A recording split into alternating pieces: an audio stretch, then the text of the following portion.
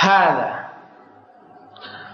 Boleh juga bagi seorang istri untuk ikut sholat berjamaah di masjid. Berdasarkan sabda Nabi sallallahu alaihi wasallam, "Idza sta'dzanat imra'atu ahadikum ilal masjid fala yamna'uha." Bila salah seorang istri di antara kalian minta izin ke masjid, janganlah dilarang. Hadis ini riwayat Bukhari dan Muslim. Di dalam hadis ini dinyatakan bahwa keluarnya itu dengan izin suaminya. Seandainya suaminya melarang istri untuk ke masjid, tidak ada dosa atas suami. Berdasarkan pendapat yang lebih kuat, yang lebih rajih. Kata Imam Al-Baihaqi, inilah pendapat mayoritas ulama.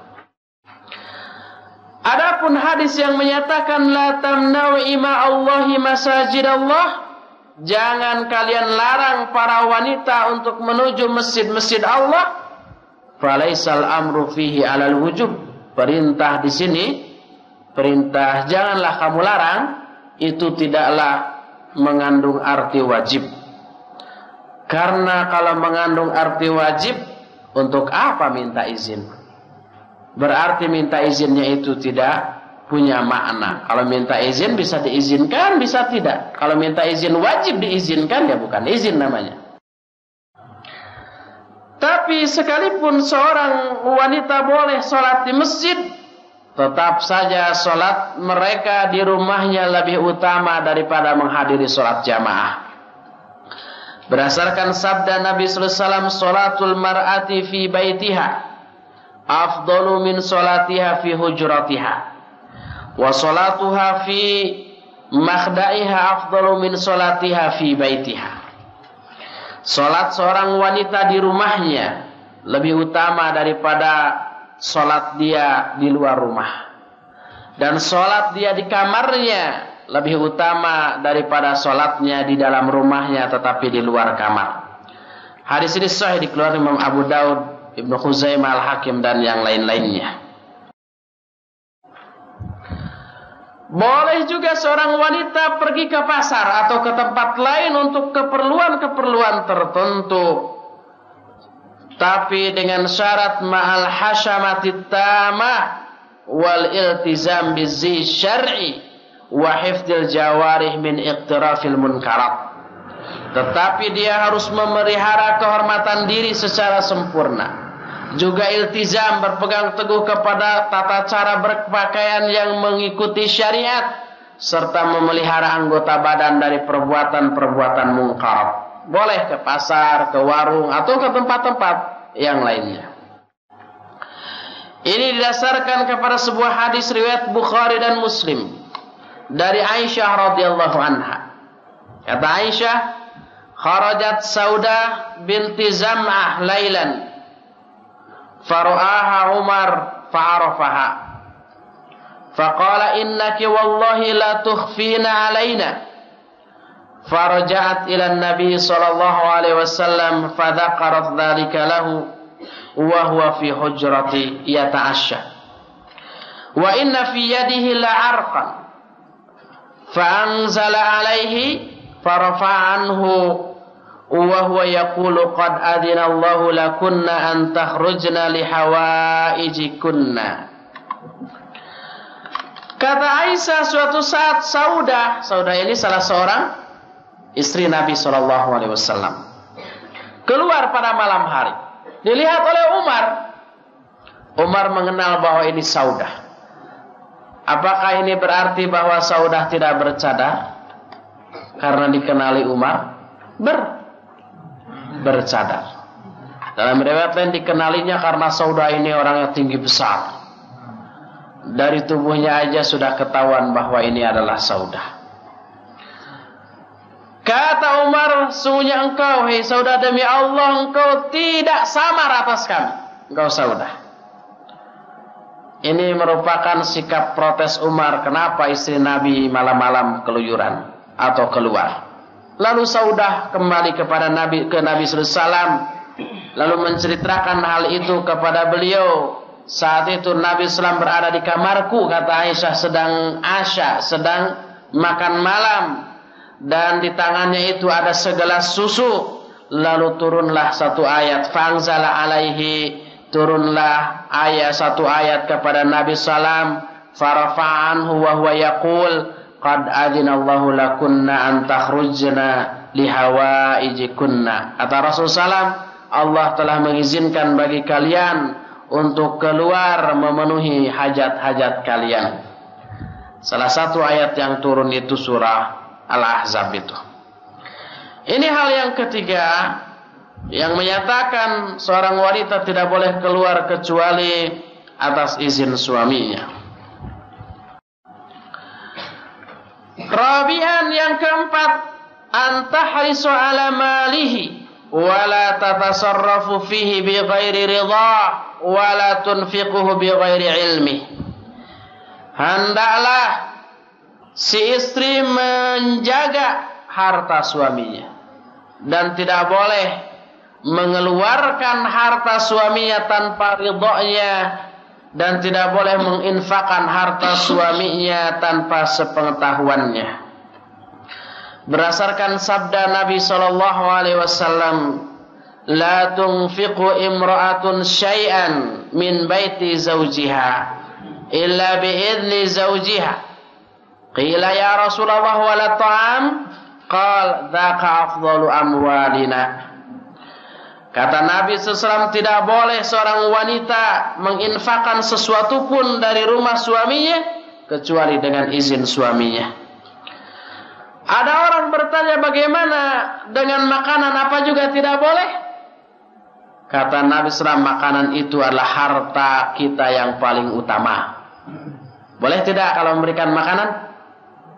Tidak, itu yang paling, harta yang paling utama tanpa izin suami. Hadis ini sahih riwayat Imam Abu Daud, At-Tirmidzi, Ibnu Majah dan Ahmad serta yang lainnya.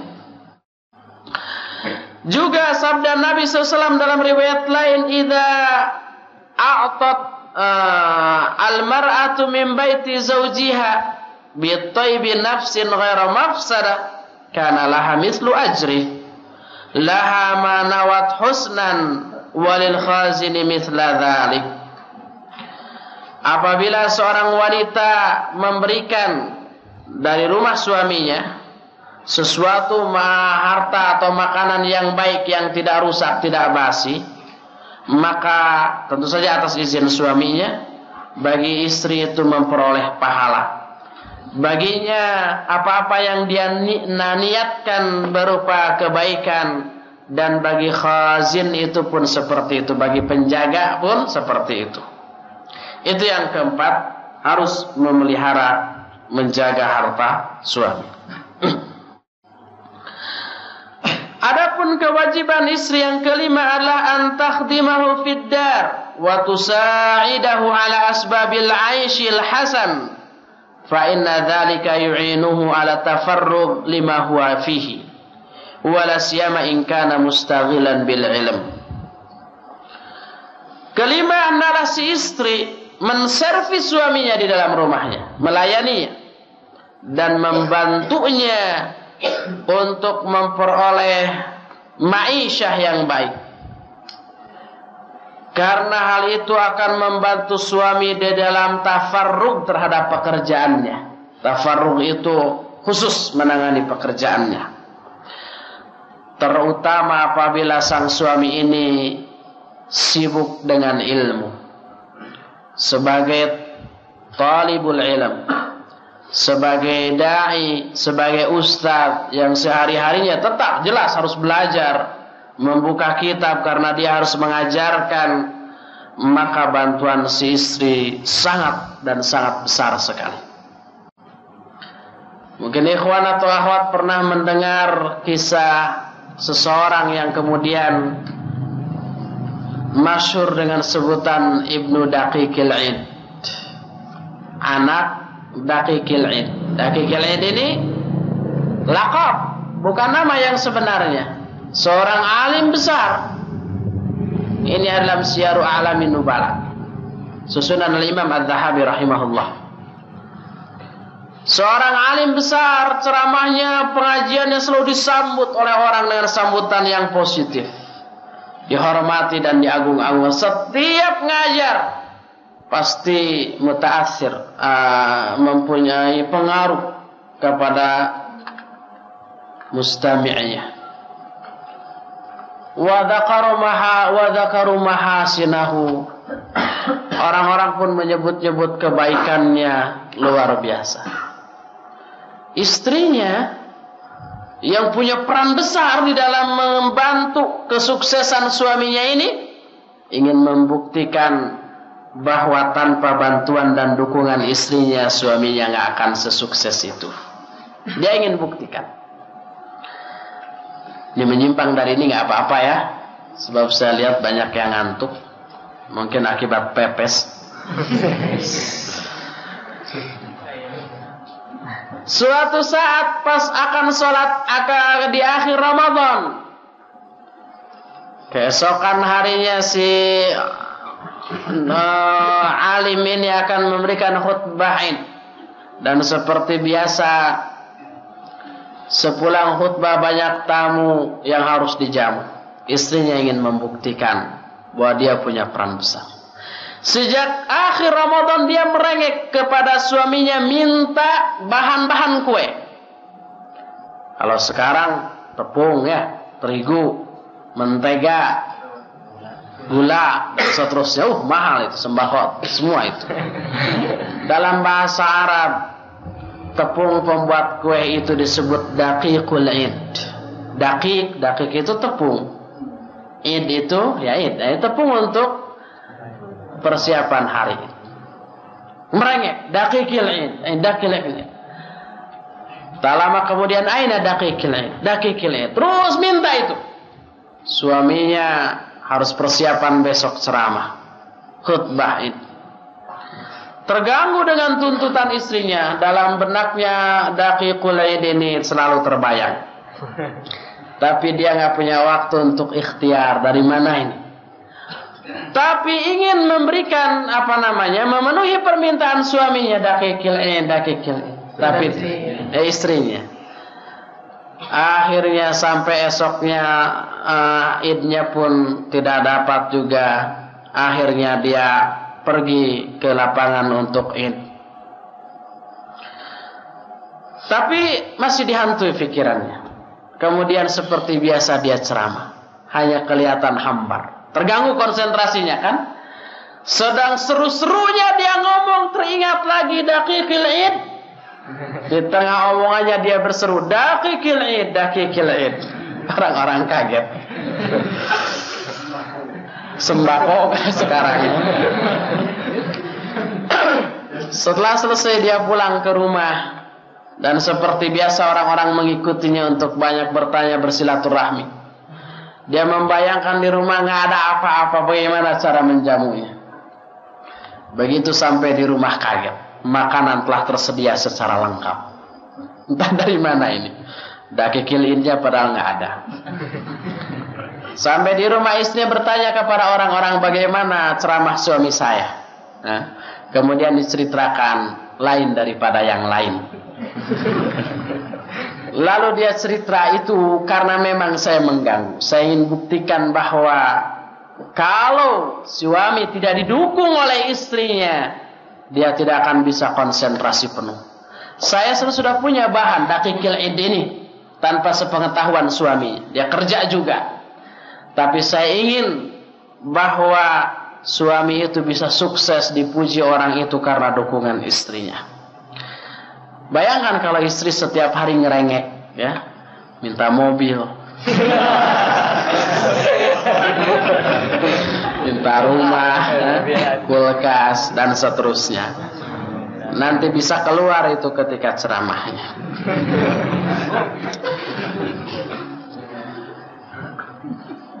Jadi bantuan istri terhadap suami sangat besar pengaruhnya. Gagal atau tidaknya si suami sangat ditunjang oleh dukungan atau hambatan dari istrinya. Fazaujatu sholihah laysat minad dunya fa innaha tufriguka lil akhirah. Ada satu peribahasa bahwa seorang istri yang salihah itu bukanlah istri yang menuntut kebutuhan-kebutuhan dunia, tapi sebaliknya, innaha tubrikukal akhir lil akhirah, tapi adalah istri yang mampu menunjang kehidupanmu untuk kebahagiaan di akhirat. Sebagaimana perkataan Abu Sulaiman Ad-Darani, sebagaimana yang tercantum dikutip oleh Al-Ghazali dalam Ihya Ulumuddin, yang dikatakan wa khidmatul mar'ah zawjaha wajibatun ala arjahil aqwalil muhaqqiqin, bahwa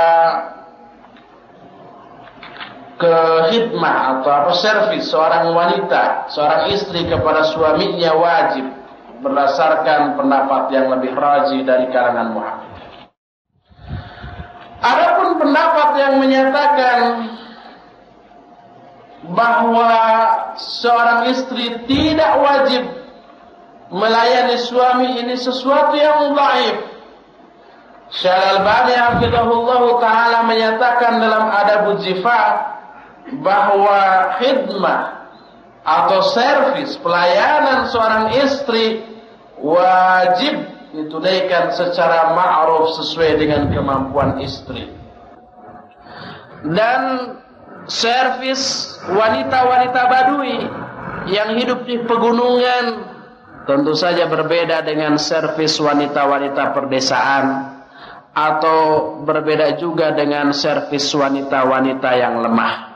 Sebagaimana dikatakan oleh Syekhul Islam Ibn Taimiyah dalam Fatawa Al-Kubra Juz 2 sejak mulai halaman 234 sampai 235.